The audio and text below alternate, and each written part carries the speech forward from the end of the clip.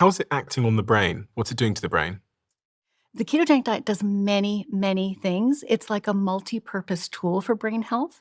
So one thing it does, because we talked about how some of the root causes of mental illnesses, which are only relatively recently a focus of research, are inflammation and oxidative stress and insulin resistance.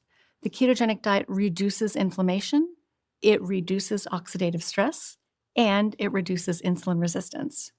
It also improves the balance of chemicals in the brain. So a lot of people think of um, uh, mental illnesses as problems with chemical imbalances in the brain.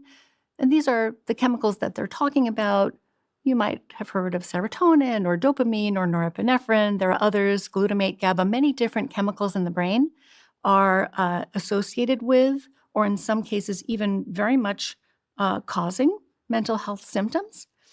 But the question is, what's causing those chemical imbalances in the first place? And one of the things that's causing those chemical imbalances is that inflammation and oxidative stress. But another thing is that the brain is, if you're feeding it the wrong way, it will not be able to, in many cases, produce energy reliably. And if it can't produce energy reliably, all kinds of things will go wrong, and in quite spectacular fashion. What actually goes wrong is going to depend on who you are. And that's where our individual differences come in.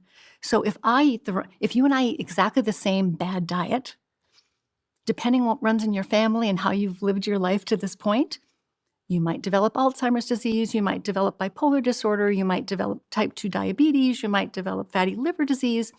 I might develop completely different conditions. I might develop cardiovascular disease. I might develop depression. I might develop ADHD. And that's where the individual differences are. But all of these conditions are just metabolic malfunction, really, at the heart of it. That's what's going on.